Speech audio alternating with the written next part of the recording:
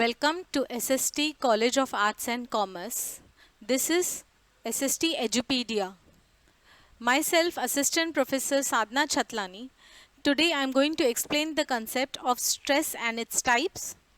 And this topic is useful for SEM 5 TYBMS students.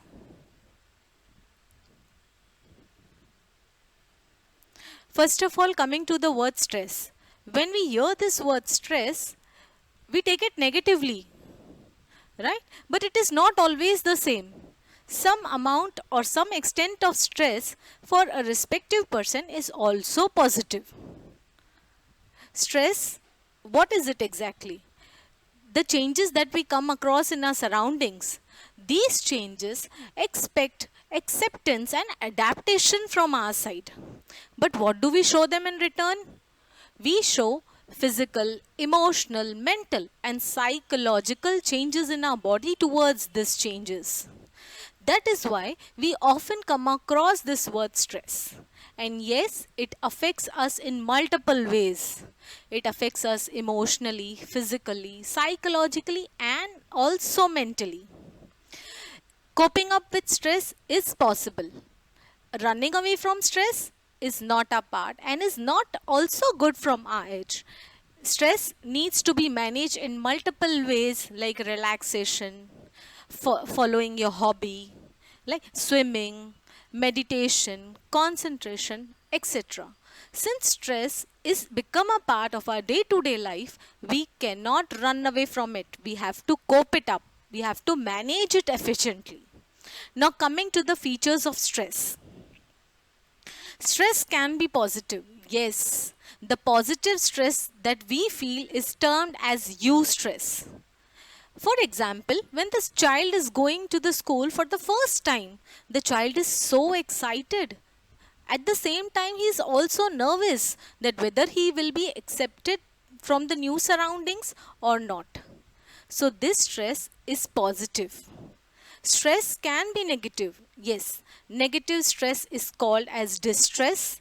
It is termed as dysfunctional stress as well. And we call it in common words as bad stress. Say the same child is asked to leave his old school and join a new school. The child is nervous. He is nervous to come across new people, whether these new people will accept him, whether what sort of surroundings he will be subjected to. So this stress is bad for that respective child. Next, stress is temporary. No stress is permanent in our life. Although it is inevitable, we cannot remove it from our life. It is a part of our day-to-day life, but it is temporary. For example, if a student is going to appear for his viva, before appearing his viva, he is very nervous. As soon as his viva is over, the stress is vanished.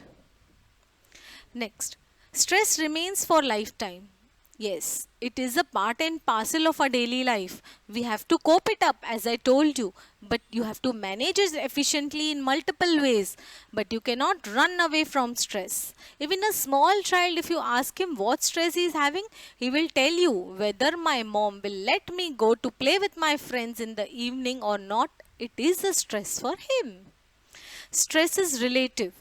When I say stress is relative, that means every individual has got its own capability to cope up with stress. Say for example, there are two people. One is introvert and the other is extrovert. We know extrovert people, they have a good quality of social networking. They love to connect with society and people.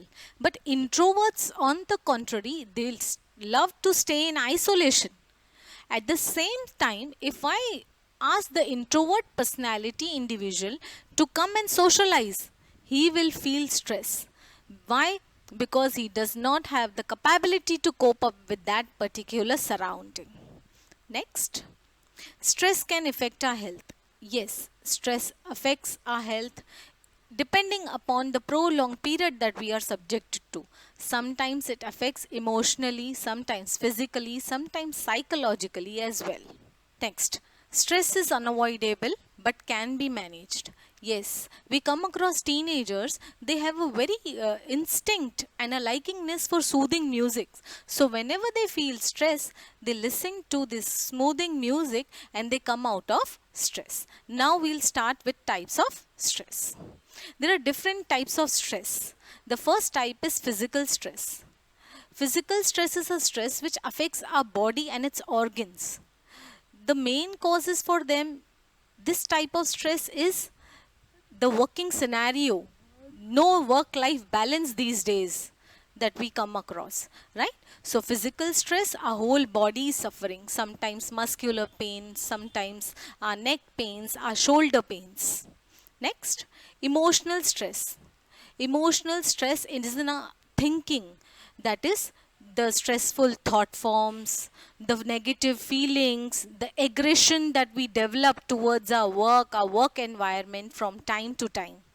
So, for a person who's suffering from emotional stress comes across anxiety, frustration most of the times. Now, when I say anxiety, anxiety develops negative thought forms, negative feelings towards work overload, right? Next, psychological stress. Psychological stress is a stress which is an outcome of a prolonged period of stressful situations when an employee is faced in the organization. It leads to isolation. You want to stay isolation, you do not want to connect to people, no social networking, right? Next, acute stress. Acute stress is also termed as on the spot stress.